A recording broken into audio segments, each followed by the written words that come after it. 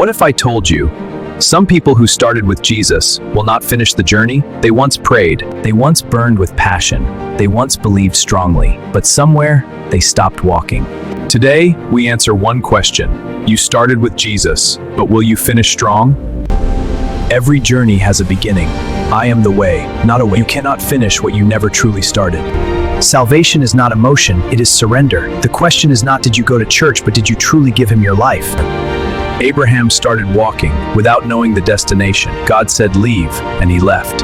No full explanation, no detailed map, just faith. Many believers love promises, But they resist obedience. Can you keep walking when you don't understand? Here is where many stop.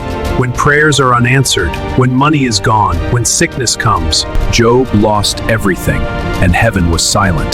This is the dangerous stage of the journey, because pain reveals whether your faith was real. Will you still worship when nothing made sense? Peter was bold until fear showed up. He denied Jesus 3 times, and some watching this, you started strong, but something weakened you, compromise, distraction, and sin. The good news? Failure is not final, if repentance is real.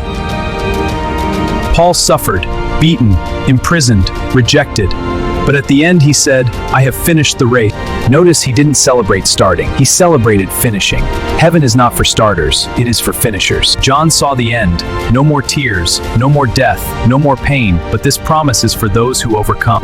Right now, you are on the journey. The real question is not did you begin, but will you arrive?